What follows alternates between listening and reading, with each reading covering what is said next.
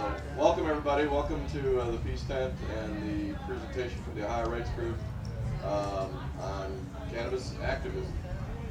Um, just out of a show of hands, how many Ohio Rights Group members do we have here today? Who's all right? Very good. And who's supportive of medical marijuana in the state of Ohio? All right, there we go. You guys are not alone. Obviously, with recent polling indicating that north of 80% of the citizens of the state of Ohio want this to happen. It's a matter of will. It's a matter of effort. It's a matter of everybody coming together, and that's what we've found here. With our movement and our effort. I have to say, this is my third ComFest. My very first ComFest is when I met Mary Jane here. I came down to show some support, and first thing they did is throw me up on stage with a microphone as baptism by fire, and it was an interesting experience. But to meet some dedicated folks who really trying to make something happen, I tell you what, I was an absolute greenhorn. I had no idea what was involved in making something like this a reality in the state of Ohio. And the last 2 years have been one heck of an education. We've been pushing really hard to make something happen and make it real here in the state of Ohio, and we've come a long, long way. We did. One of our main goals is try to get our Ohio Cannabis Rights Amendment on the ballot here in the state of Ohio. This year, we came a long way. We got over 100,000 signatures, and you got to realize those 100,000 signatures were all volunteer. That was not a paid signature gathering effort. We did not have a hired firm. Nobody in the state of Ohio has ever put an amendment on the ballot without hiring a paid signature gathering firm, and that takes several $millions. So what we were able to do strictly with just sheer will and determination and organization, I got to say I'm extremely, extremely proud of what we've been able to accomplish. And some folks of late, obviously are disappointed, none more than myself. But what I have to say is, we've only just begun, people. We are in this thing for the long haul. We're going to make it happen. I wish you guys could hear where we are at right now, the conversations that we've been having, the people that we've been meeting. We're really now starting to get the attention of people that are really going to step up and make this thing happen here in Ohio. I keep telling people this, and I mean this from the bottom of my heart. Ohio will be a medical state in a matter of months, not a matter of years. This is coming. This is coming. We have a multi-pronged approach that we've established. We're hitting everything from local initiatives to statewide petitioning to lobbying in the state house. This is happening. For years and years, the folks in the State House never wanted to give medical marijuana the time of day. Well, guess what? That's changed. We are now having conversations with folks in leadership in the State House, and I can't get into all the details of who we're talking to and all that, but just suffice it to say that they are definitely interested. There are people in the top leadership, both parties, that now have skin in the game. Now they understand what medical marijuana really means. They understand when they have a loved one. That always seems to change people's perspectives. When you're talking about the other and someone else is not involved, when you finally have skin in the game, when you finally have somebody involved in your family that is hurting, that is sick, that may be dying, and then all of a sudden you're looking for any possible solution, you start looking for the facts and what the facts are and what it means to have that opportunity for your family members, then it really changes the perspective. And that we have had a sea change now in the State House, and I'm feeling very confident that if we keep doing what we're doing, we cannot stop, we cannot give up, we can't throw up our hands. 2014 was a disappointment, but we are still winning. We're still moving the ball forward. We're still advancing towards victory. This is not over. This is just getting started. We're now at that point now where we've gone from an all-volunteer army, and we've been doing it all by just sheer will of people who are really passionate about this. We're starting to involve folks who can make a difference, the professionals, the people who do this for a living, the philanthropists who have a lot of money, who can make things happen in a meaningful way. They're all starting to pay attention. and we're having some really meaningful conversations. I'm very hopeful that in the weeks to come here, pretty soon, we're going to be able to make some substantive announcements about some coalitions that we've been able to put together and some things that might be happening on everything from the local level to the State House. And it's all because of you guys. It's all because of the hard work that you've done, all the hard work you put in, all the conversations that you've had, all the petitions that you guys have pushed around, all the signatures you gathered. You know, you've changed minds. You know, you look at that polling, and I know in my heart, when you see that Quinnipiac poll that said 87% of Ohioans support therapeutic cannabis, I know that that big jump has everything to do with what you guys did out in the street. All those conversations you had, all those Facebook posts, all those communications you had with all your friends and family, that made a big difference. When you start speaking passionately and showing people the truth, you know, the truth is undeniable. That's the one thing that I've learned in this thing. You can take somebody who's the most strident opponent. I went into a very conservative church here in Columbus, and we did a presentation. And there was a retired police officer that was in there, and he came into that presentation dead set against what we were doing. He came out not only supportive, he signed a petition, he asked how he could help. That's what happens when you show people the facts, when you talk to them in real terms, real family members, people who are affected directly. The women on both sides of me are affected very directly, and Angelica and everybody here is affected directly by this law, or they're being hurt by this law. People who want cannabis recreationally can get it, but people who need it as a medicine are the people that are being hurt by prohibition. People see that as a flaw, as a failed policy, as something that has to change. We're starting to, wake the folks up at the State House. They're starting to see that now. They realize that this is a very good, safe option. They want to be able to implement it in a way that it's not going to be letting the cat out of the bag and going, pell-mell in the wrong direction. There's some very conservative folks out there who don't want to see this thing becoming a free-for-all. I understand that. But we have to make sure that we're getting medicine to the people that need it. So we have to work as partners with the folks in the State House. We have to work as partners with people in the local communities, from your commissioners, your county commissioners, to your mayors, and folks who can actually make a difference. So we have to keep pushing together, guys. We have to keep building this thing. The Ohio Rights Group came from nothing. 2 years ago, we were but a handful of activists with a unified mission. And now we are statewide. We have thousands and thousands of volunteers, over 100,000 signatures on our petitions. We've been on every media outlet all over the state of Ohio because this issue is relevant, it's pertinent, it affects people's lives every day.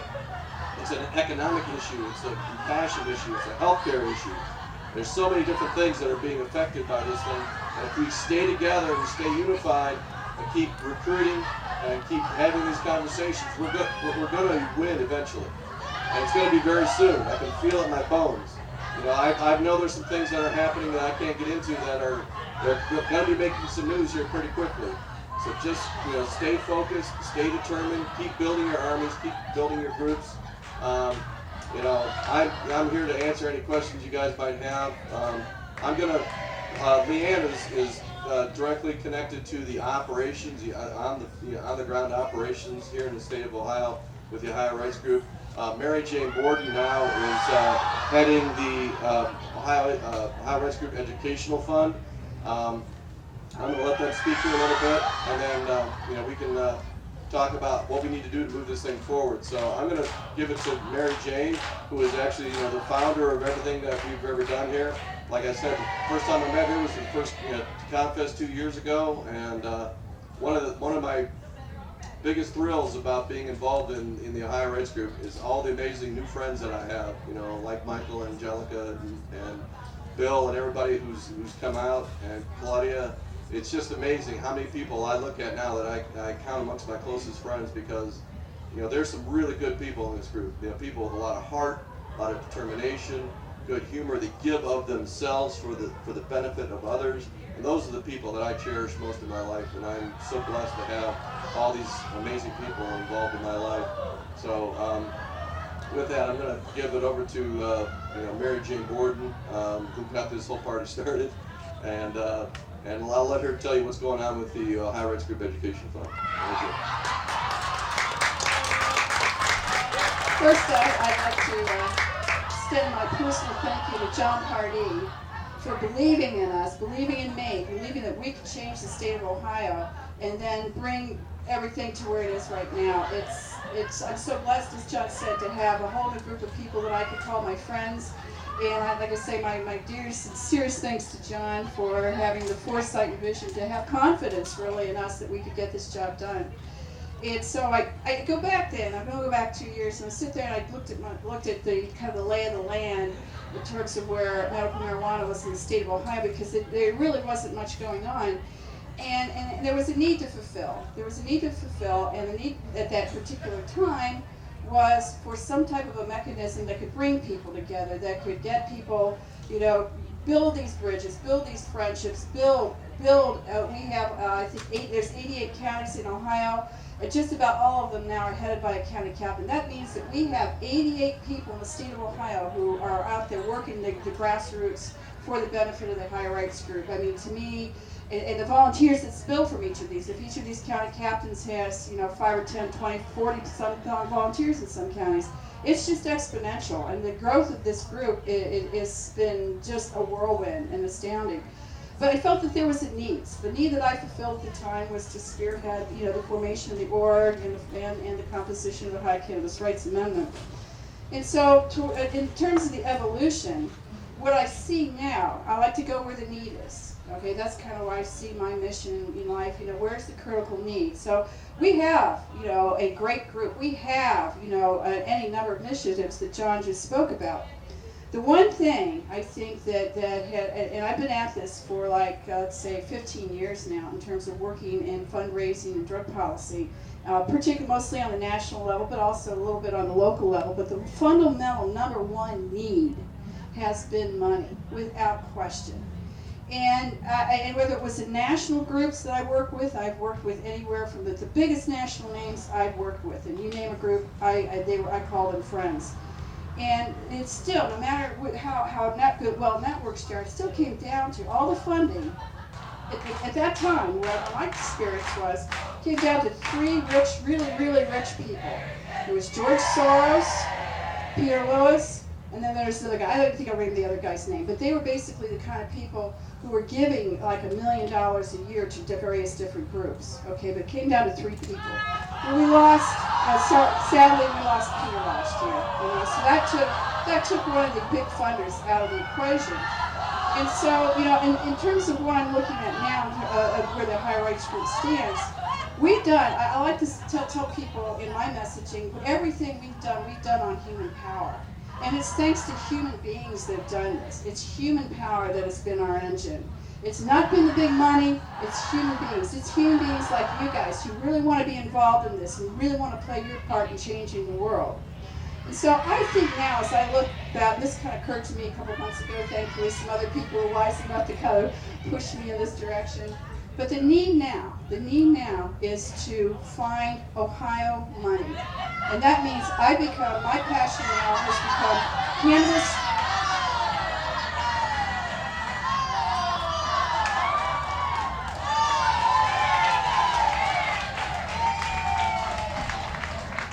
I think my point is important enough that I don't want to compete with that, okay? So I'm sorry about that, if I can't. I think the number one need now is cannabis-based philanthropy in the state of Ohio. I think that now the need is to find the people within draw a line around the state of Ohio and find your George Soros. As we had a Peter Lewis, we lost him, sadly. If Peter were still here, maybe things would be different.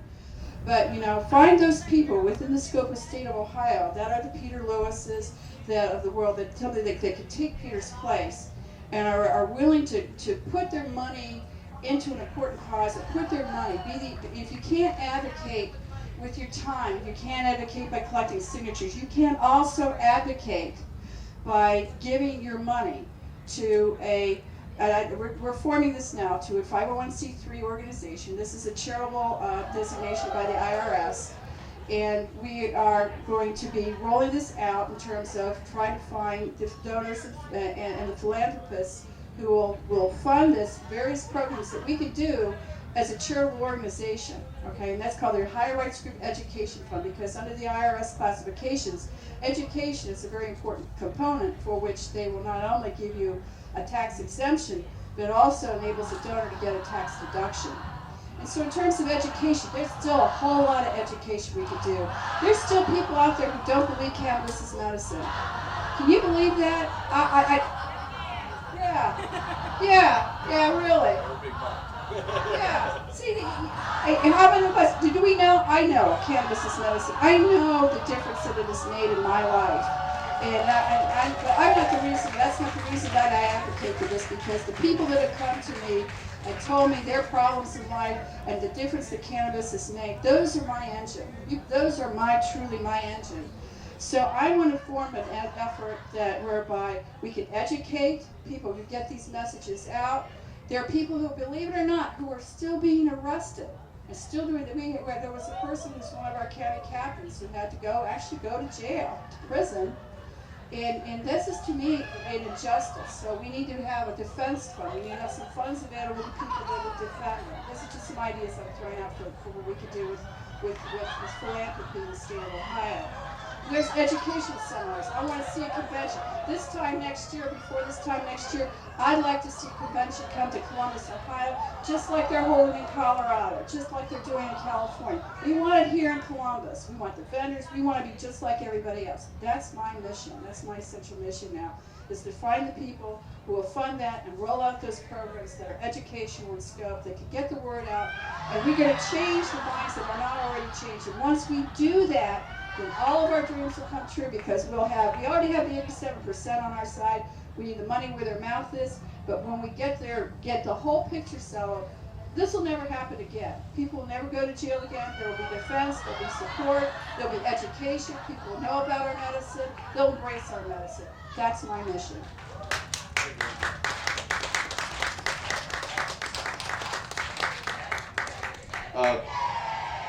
She's spot on that, and I would just like to add just a little caveat to dovetail into what she said. The Ohio Rights Group and what we were able to do, by having a statewide organization, we would be on the ballot right now. We would have qualified for the ballot had we been able to pull in the resources. That was the one key piece that we had some folks who were able to step up locally who did make some significant donations. But this is a very expensive operation. Just for an example, we have quotes from signature gathering firms that require $2 million in order to do the necessary field work and processing of signatures in order to qualify for the ballot. And that's significant money. We did raise some money, but obviously we didn't come anywhere close to that.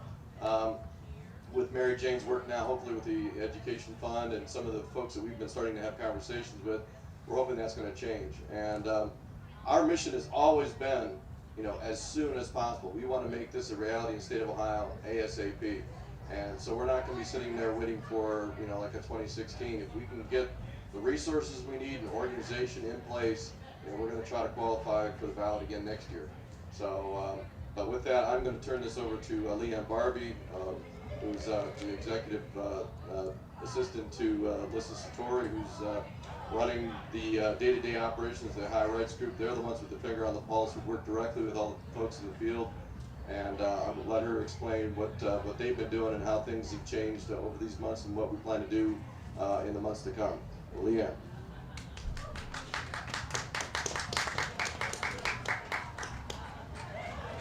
So I wanted to start by giving you guys a little background on my story.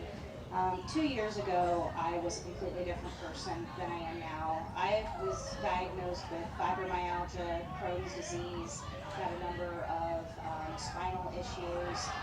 I also have depression and anxiety and bipolar disorder. So being able to come out and talk in public is a pretty big feat for me. I was on over 20 pills a day. I was sleeping 20 hours a day. I have 2 kids and a husband, and they watched me deteriorate. It was pretty sad. And then in December of 2012, I had to switch doctors. My doctor had moved, so when I went to the new doctor, she refused to prescribe me any of my narcotics any longer. And to get through the withdrawals of that, one of my friends suggested that I try to use cannabis. And the withdrawals lasted for a really long time. I was on 90 milligrams of methadone a day, and I was able to get through that without having to go to any hard drugs or try to find anything off the street because of cannabis. I no longer sleep 20 hours a day. I sleep about the average 70 hours a night. I can get out and do things like this. I can talk to people. I would have never been able to do anything like this. So it's a pretty big deal that cannabis has changed my life. Not only did I go off the narcotics, but once I stopped taking those and I realized I was feeling great, I was able to get through my pain. It was treating my Crohn's symptoms. I just tried to go off of my other medications, anxiety and depression, and within 4 months, I was able to get off of all the rest of my medications. I've lost 55 pounds, and it's, I get goosebumps talking about it because it's not every day that you admit to the world that you use cannabis when it's illegal. But I think it's important for people to know that it is a medicine. It's a real medicine. It should be the first medicine that we choose. It shouldn't be a last resort to get you through withdrawals. You shouldn't ever even have to go through withdrawals to be on those narcotics. So telling my story is important for me. That's why I like being out on the ground, being able to make a difference. And everybody can make a difference, even if you don't have a story. If you know that it's a real medicine, then you need to go out and preach it.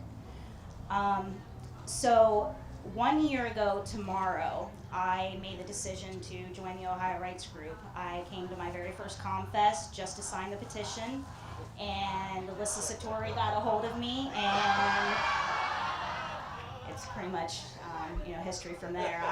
I've been very actively involved. So this is another big thing. I haven't been able to work in 7 years, so to be out and just do anything is sometimes it brings me to tears. So we have been all over the state of Ohio petitioning. We've, like John has said, we've got over 100,000 signatures, and that's been all volunteer work. We do have captains in almost every single one of our counties. Some of our counties have multiple captains. And, sorry, I lost my train of thought. So we do need more volunteers. Obviously, donations is a big thing if we can, be able to get a signature gathering firm. But in the meantime, we're going to keep pushing with volunteers. So the more people that can come out and help, the better. I will be at one of the tents with the pot leaves. If you guys have any questions about how to get involved or how to help out, just let me know. It's an exciting time, and we're making history. We're gonna change Ohio. We're changing the laws, and I'm excited to be part of it. I can't wait to be able to tell my grandkids someday, you can use this medicine legally because of what my friends in Ohio have done. And I'm excited to be part of it.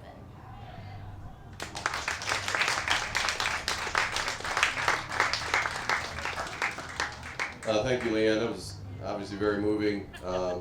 And her story has touched so many people. And I have to say, the last 2 years that I've been involved in this, I meet so many people like this. Your heart is breaking when you hear the horror stories that they've been through, either imprisonment or loss of health, loss of jobs, loss of custody of their children. The pain and suffering is unbelievable in some cases. And to know that there's an opportunity out there to make these people whole and healthy again, but for some arcane law, we can't give that to them, is the reason I'm passionate about this and why we need to make this thing happen in the state of Ohio. Like Leanne said, we have to keep building. It's kind of interesting, I always tell people nowadays, I look back on it, it's kind of like a funny thing happened on the way to the ballot. We were trying to get this thing to get on the ballot here in 2014. We didn't achieve that goal, but what we achieved? We solidified a movement. We gave it a name, we gave it a face, we gave it a place for everybody to come together to make something happen. Anybody now who wants to get involved and make something happen in Ohio, they're coming to the Ohio Rights Group. The politicians, the reporters and newspaper articles are being written are coming to the Ohio Rights Group because we have a unified message. You know, we're all about the medicine. We're all about the cannabis plant, not only the medicinal side but also the industrial hemp side. You know, for the entire Ohio economy, and we've created this vortex where everything's starting to come together. We're starting to coalesce. So my message to everybody today is, you know, 24. We learned a lot in this last year. We came together. We put together an amazing machine. But for the lack of a couple of well-heeled people, we would be on the ballot this year. We're gonna be a legal state here really quick. I mean, one way or the other, it's either through legislation or we're going to keep pushing our ballot initiative until we're successful. So please don't get disheartened. Don't give up. Stay unified. Keep fighting. You gotta know in your bones that we're winning this thing. We're winning it on multiple levels. You know, we're winning it on manpower. We're winning the argument. We're winning the message. We're learning as we go. We're becoming a stronger, tighter, more organized organization as we continue to go. And it's only going to get better from there. So please, everybody, stay with us. We're going to get this thing done in the state of Ohio. So with that, I wanted to see if anybody had any questions about what we've done so far and where we're headed. Yes, ma'am. So are you guys, I mean, I assume that you're pretty educated on the benefits of CBD, cannabidol.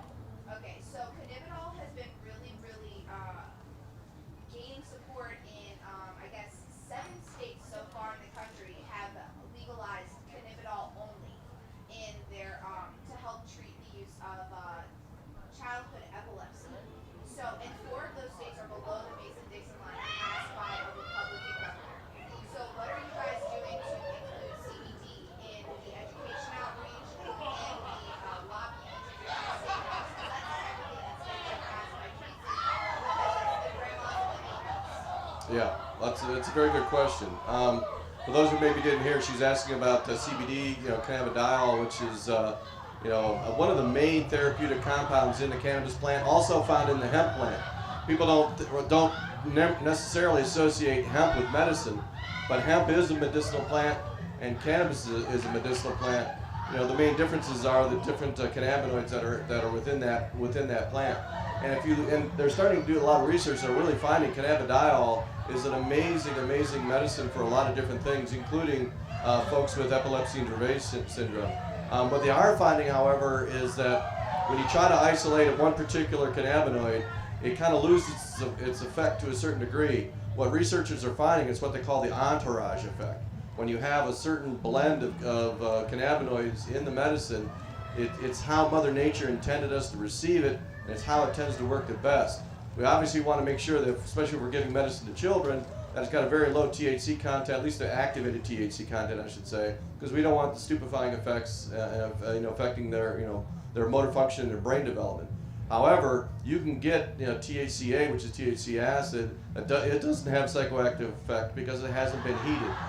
The decarboxylation of the medicine, when you heat it up, is when you transform THC acid into THC, that's where the psychoactive effect comes from. A lot of people don't realize you can juice the cannabis plant and receive the medicine in very healthy form, and by having juiced cannabis, you don't get stupefied from it, and you don't fail a urine test by using that medicine. There's so many different medicines. You ask an older American today what medical marijuana means to them, they immediately say, well, smoking a joint. And our big part of what MJ is going to be working on with the Ed Fund is to educating people on exactly how the medicine is delivered, many different forms and ways that don't involve intoxication, and all the different cannabinoids that they're learning about. Even every day we're learning about new research that's coming out on finding a different cannabinoid is being used to treat certain diseases. And that's all coming. We're right on the cusp of this thing. This thing is just getting started as far as the medicine is concerned. It's gonna break wide open, especially if we can deschedule cannabis and make it so our researchers in the United States can start using this and start studying it more effectively. But I'm sure MJ probably wants to add on to because she's more of the medicine expert than I am, and I'll let her kind of fill in a little bit more on that. I don't see how I could. He sounds pretty convincing to me. I'll say. Kudos to this guy. What's great about John is the guy that I met a little over 2 years ago. Didn't know what we're talking about right now. He recites it now like he's an expert, and that's the kind of guy he is. If he doesn't know something, he's going to have a passion to find out exactly what the facts are. And I mean, I don't know how I could follow that up, John. Thank you. That's a good question, and yeah, we're learning. And that's the other thing too about trying to get industrial hemp here legal in Ohio. And you guys need to keep your eyes out on the headlines, because I'm feeling that's going to be coming here pretty quick.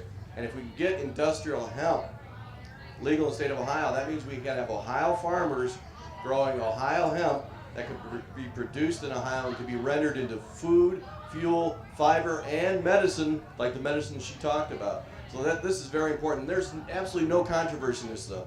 Hemp should never have been prohibited back in the day, because it had absolutely nothing to do with people getting high. It was an economic power play by competing industries that made it prohibited back in the day anyway. So this is a no-brainer, and the folks in the State House are on the cusp of making this thing happen. One of the big things that everyone here can do, and all your friends can do, is always have a voice in the State House. Go through the trouble like my buddy Michael over here does. He goes to the trouble is always talking to his representatives. Tell them how important it is to pass an industrial hemp bill in the State House. Tell your legislators how important medical marijuana is to you and your family. The more you talk to them, it becomes undeniable. They realize that something's going to happen. They are going to get something done here, folks. And I tell you what, you need to make noise, because if you don't make noise, what is going to come out of the State House is going to be watered down, kind of fairly wimpy. It's going to be very narrowly focused. And you need to know that the bigger your voice, the more active you guys are, the more people are contacting the State House. Not just, we want to do it respectfully and with love, but you got to let them know how important this is, and don't let them do some half measure, because if they do a half measure, we're not satisfied with it, we're going to keep pushing. I would rather have them do the whole enchilada, because guess what? If they do the whole enchilada, we're going to have medical marijuana in here in Ohio a lot sooner than we would through ballot initiative. So we want everyone to understand how important this multi-pronged approach is. We need everyone to start really getting vocal with the folks at the State House. Write letters to your representatives, hold meetings. If they're in town halls in your area, go visit the town halls. Tell them exactly how important this is to you. Get your friends and everybody involved, because we got to start pushing this thing not only from the citizen initiative side, but also from the legislative side. It has to be an undeniable force for change, and it's going to happen. It's going to be meaningful. So. Does anybody else have any comments or questions they want to? There's not anything going to be on the ballot here in the state of Ohio this year. But there is something that you guys can do this year. Know that there's a lot of folks running for office this year.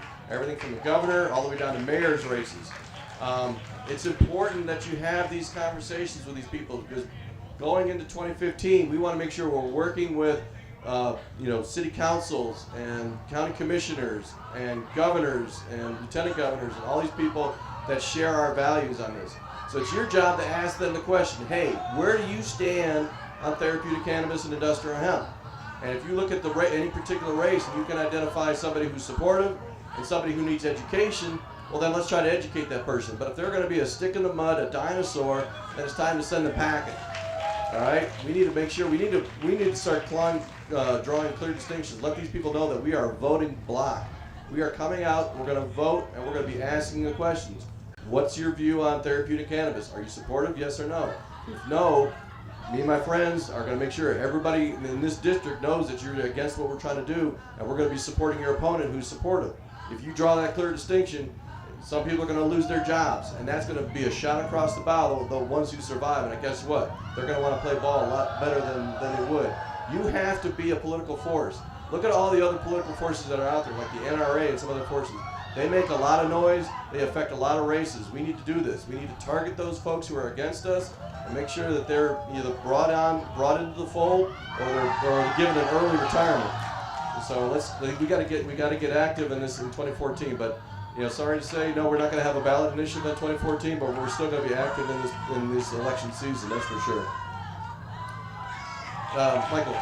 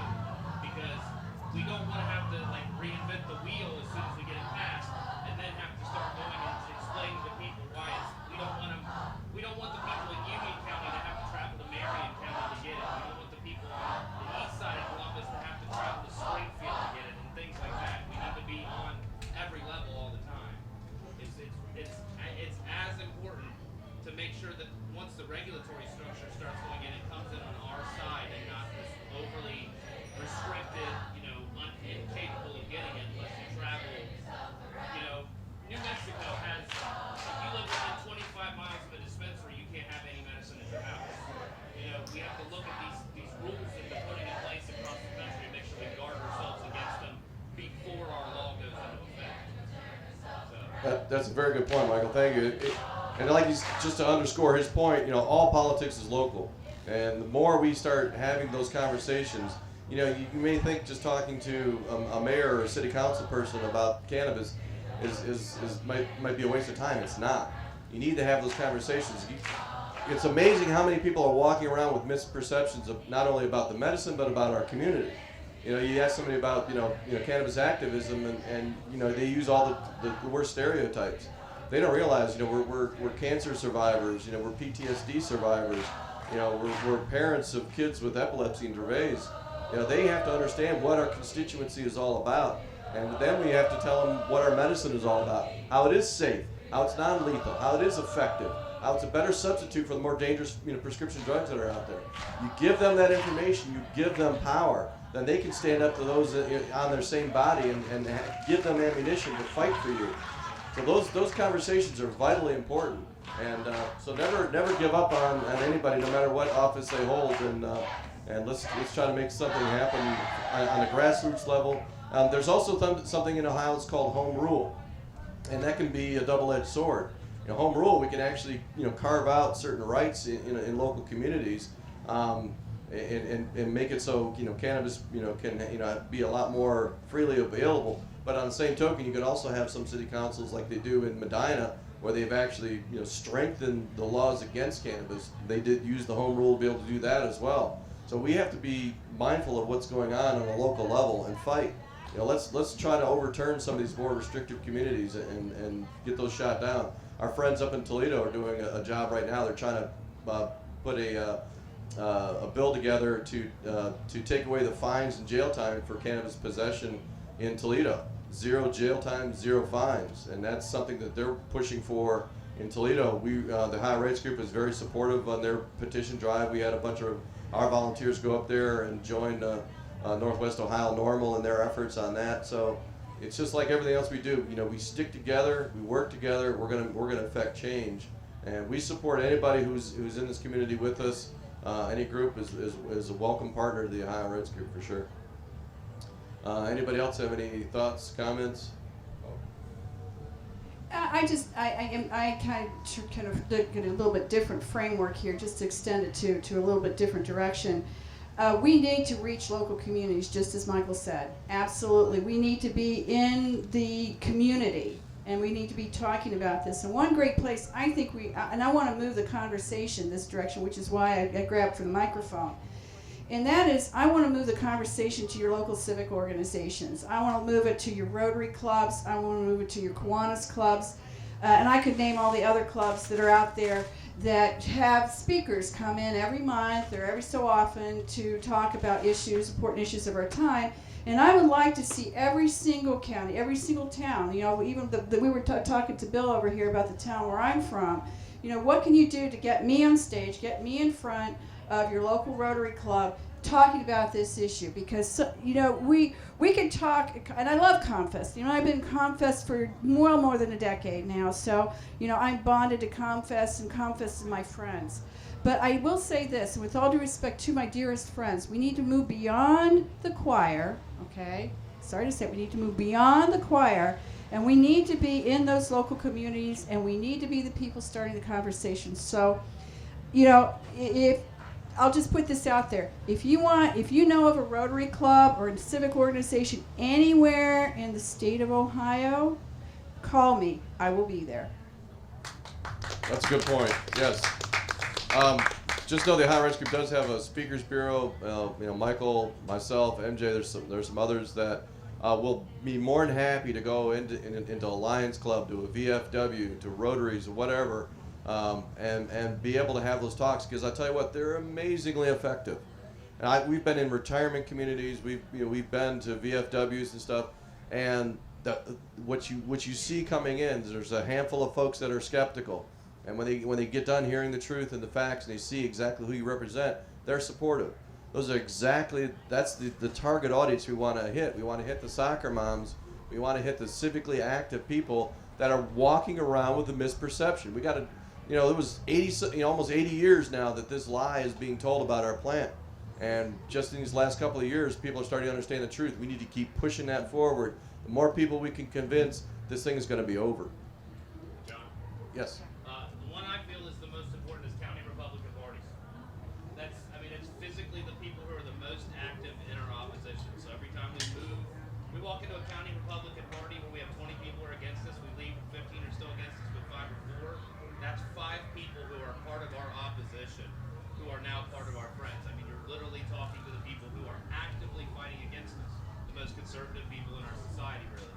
So there's no bad, and they're civically involved. So you want people to be able to get a hold of their representative. You want to deal with trying to flip the map here in Ohio a little bit. There's nobody better than the people who are physically involved with working with our opposition right now, because that's who sets up district battles. That's who sets up regional battles. That's who sets up county battles. It's the Republican parties.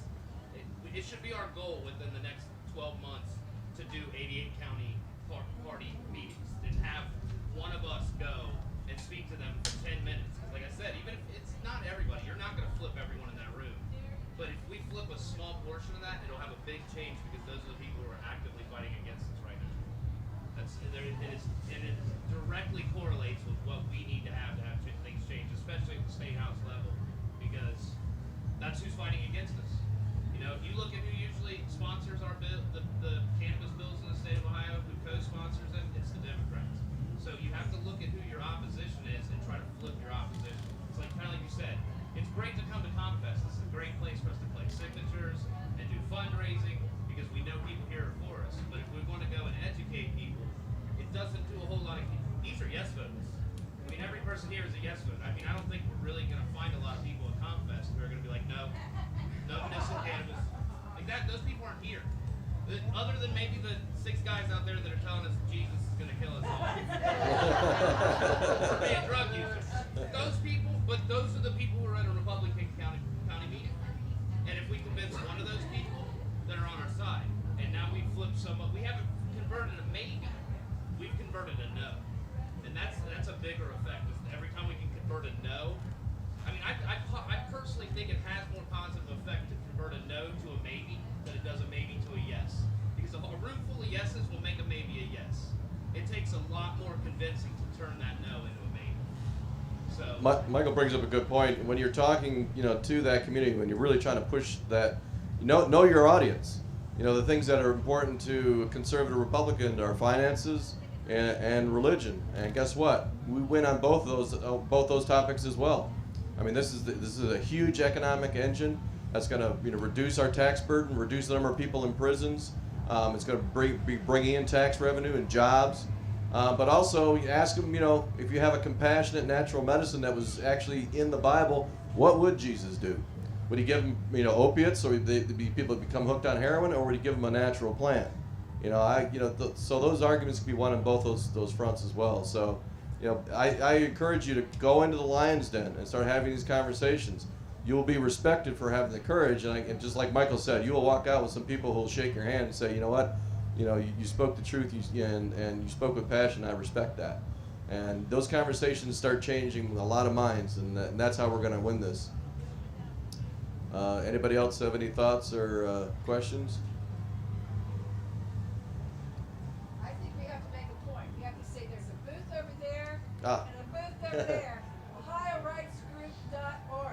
Yeah, please, like I said, it's all about coming together, so we do need support. HighRightsGroup.org is our website. We're also on Facebook, High Rights Group. We need all kinds of support. If anybody's got a rich uncle who can really help out, that's really what it boils down to. We have this thing won if we can get the resources. Just know the leadership of the High Rights Group is working every day, and we're starting to identify people who are very supportive. We're having these conversations. We're hoping to start bringing in some meaningful financial support and some meaningful structural help from the national drug policy groups. 2 years ago, these national groups didn't know who we were. Now, they're giving us a second look. I've had conversations with a lot of them who've basically said, you know what, you guys look like you've kind of got your act together, and let's talk. So we're making headway. I'm impatient. I'm always pushing to make things happen. I wanted to get this thing on the ballot in 2013. Didn't happen. That was part of my initial education. I thought for sure we're going to be on the ballot for 2014. To the point where I made a bet with my friend Michael over here that I'd shave my head if I did get on the ballot in 2014. I would feel.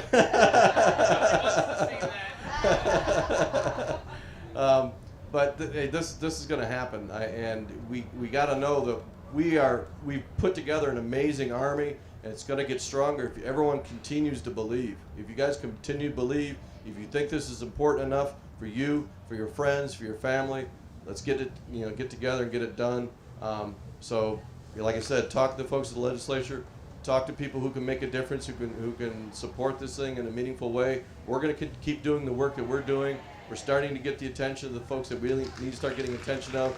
The point I was trying to make earlier is we've gotten in 2 years where a lot of other states have taken 5 to 7 years to get it.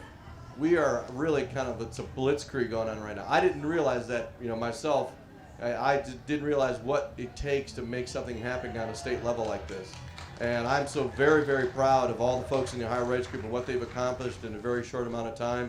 And I tell you what, this time next year, I think we're going to be it's going to be more of a celebration than it is going to be a need to continue to push. But this is never going to be done. Even when, Michael said, once we get some laws passed, it's always going to be a work in progress. We always have to keep fighting for our rights on every level, and that's I'm run out of words. So. I have 3 words. United we win. There we go. Woo. Thank you, everybody.